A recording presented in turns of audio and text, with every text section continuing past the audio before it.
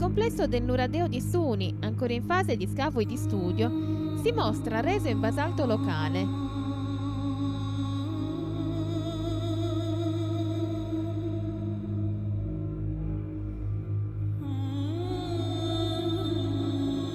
Composto da un mastio centrale a cui si addossa un bastione trilobato, mostra uno sviluppo troncoconico fino all'altezza di 10,50 m, mentre per i successivi 4 filari, circa 4,50 m, presenta uno sviluppo cilindrico.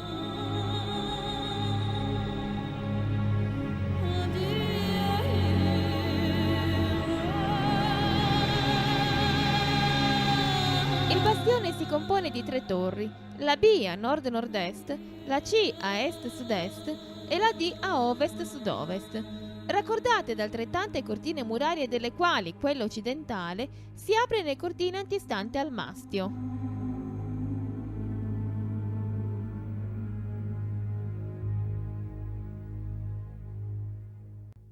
Si penetra nel bastione e si giunge ad un cortile aperto posto tra la torre B ed il mastio e da lì si raggiunge, tramite un corridoio architravato con finestrella di scarico di forma taurina, la sala al piano terra della torre A.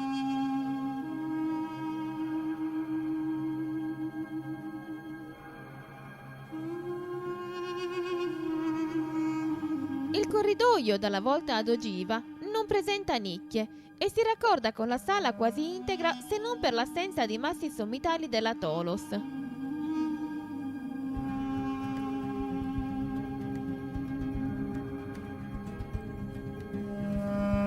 La sala presenta sulla sinistra una nicchia e contrapposta ad essa, a circa 2,50 m di altezza dal pavimento, si apre un vanoscala che sale in maniera oraria al secondo livello.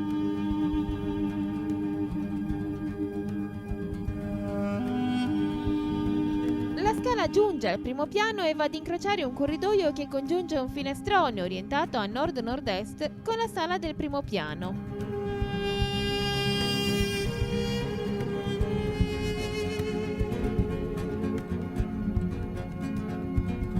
Questa sala, fuori asse rispetto alla stanza del piano terra, si presenta ancora integra nella Tholos e al suo interno, sulla destra, a circa 1,10 m dal piano di calpestio, si apre il vano per un'ulteriore scala che sale in senso orario verso un piano superiore di cui residua ben poco.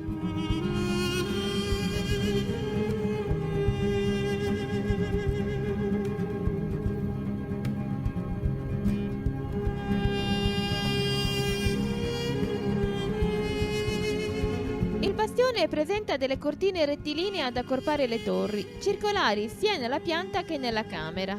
Alla torre B si può accedere attraverso un ingresso parzialmente rilevabile aperto sul cortile, mentre alla torre C, che come la torre D presenta un ambiente attiguo che la separa dal mastio, tramite un accesso direttamente con l'esterno mediante una postierla.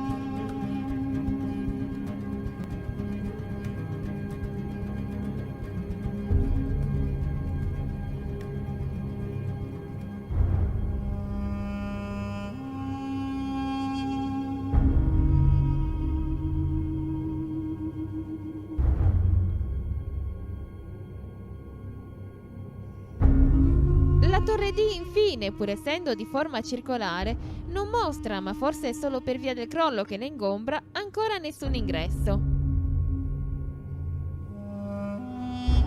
Da una visione aerea si possono intravedere un intorno costellato di tante strutture ed un antemurale a cingere l'impianto.